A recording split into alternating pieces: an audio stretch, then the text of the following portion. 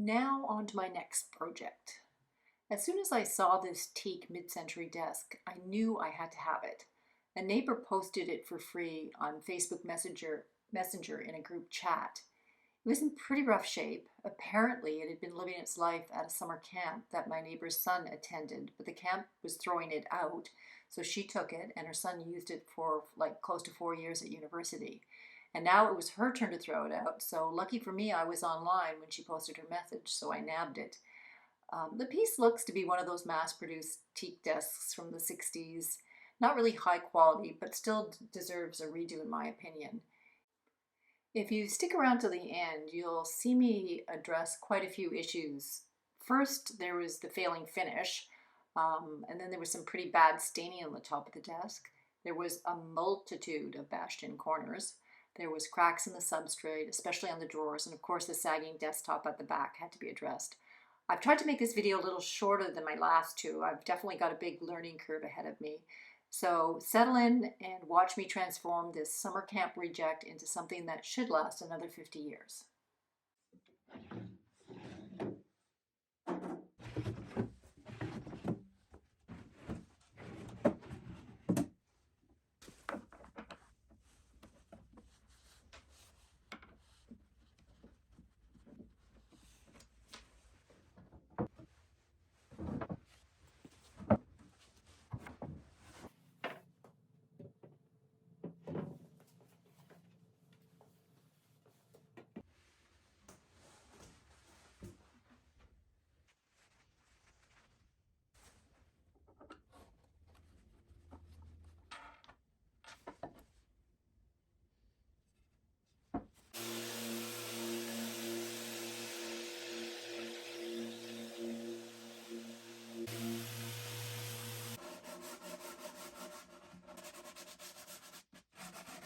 Sanding is such an important part of the refinishing process.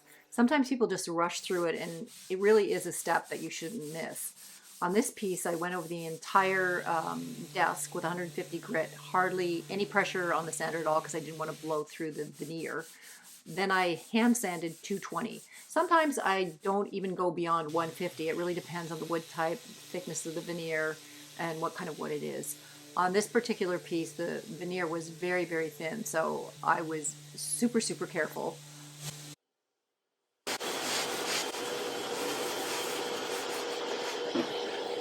Here is a better view of just how thin the veneer is. It is paper thin. This is there's a big chunk missing out of the corner here, which I fill with teak wood filler. I decided to use a wood filler instead of epoxy putty because I would have an easier time matching it to the existing edge banding. Again, I could have replaced all the edge banding, but I felt that I could make it look good enough without having to go to the trouble. Plus, I didn't have any teak edge banding in my workshop. I finish up the corner later with a few more applications of the wood filler until I've recreated some reasonably sharp corners. I'm using my syringe here to put a little bit of wood glue into the lifting veneer along the front edge. It worked pretty well. It was a bit of a challenge to get it in there because it wasn't lifting a lot, but it was lifting enough that it needed some, fixing. So, but it worked out.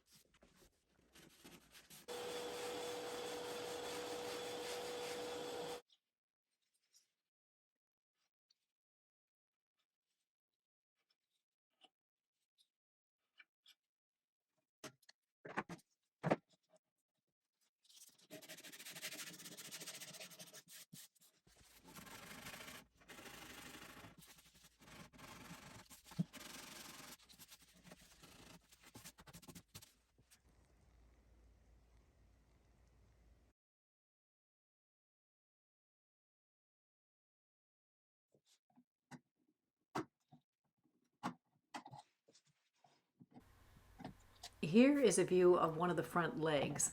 I'm cleaning off the tenon so it will fit back into the mortise on the underside of the desktop. When I initially removed the desktop, because it had been glued, a chunk of the wood still remained, which I had to glue back onto the mortise, which you'll see here.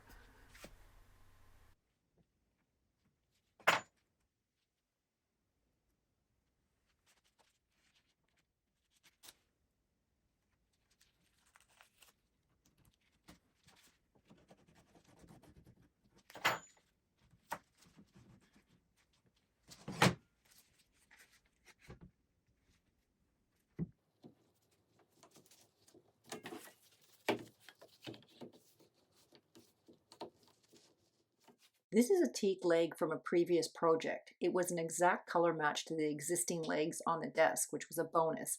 I had 3 of them, so I decided to use them to support the back of the desktop so it wouldn't sag in the middle. I used them to replace the 1x4 that previously supported the back. I used my chop saw and cut off the top part of each leg and cut off the dowels flush. Later on in the video, you'll see exactly what that looks like.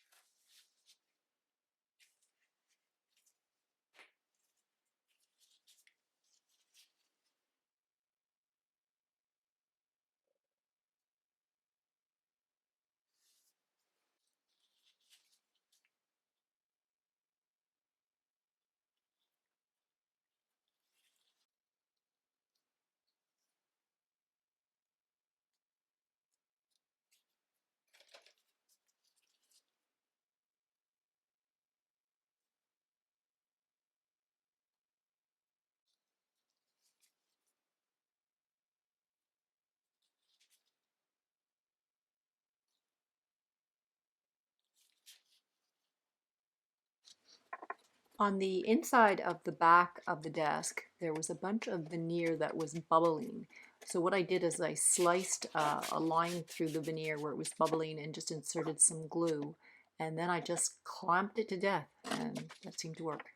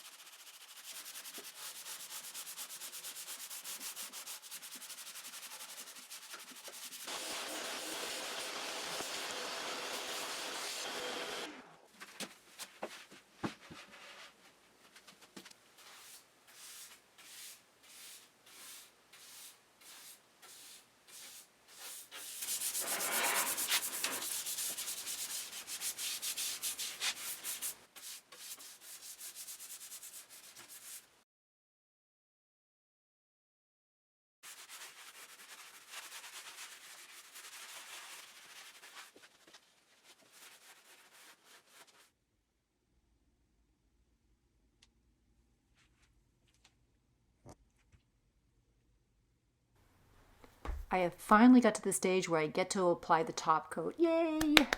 I decided to give Odie's dark oil a whirl. I've used Odie's regular oil many times before, but never their dark oil.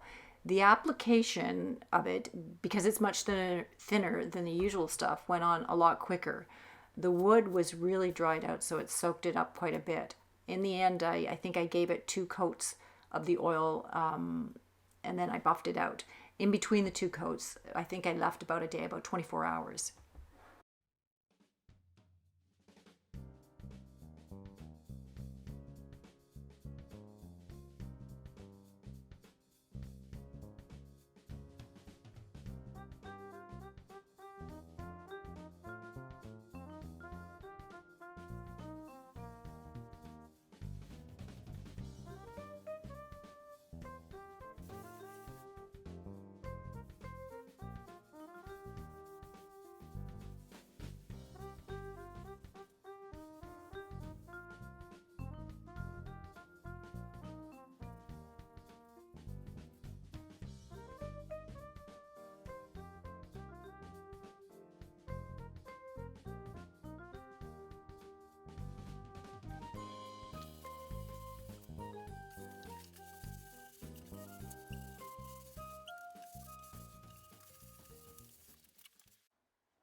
One of the last things I did was addressing the problem of the sagging desktop.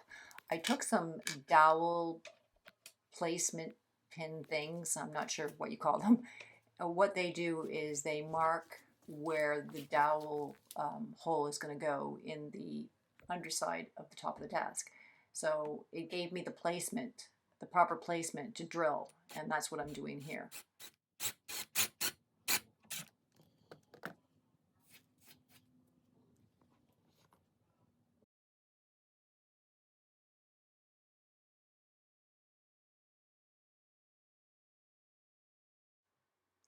Okay, now you'll get to see how I use those old salvage legs from another project to help support the back of the desk.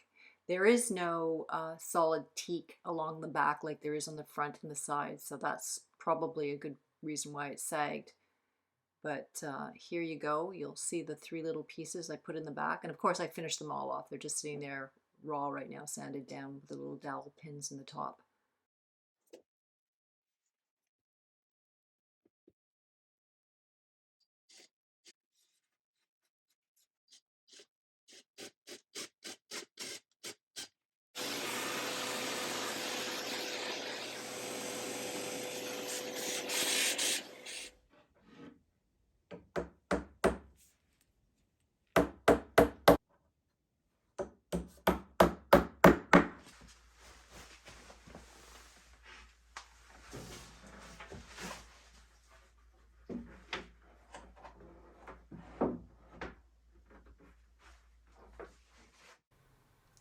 And here is a quick reminder of what this desk looked like at the beginning of its journey.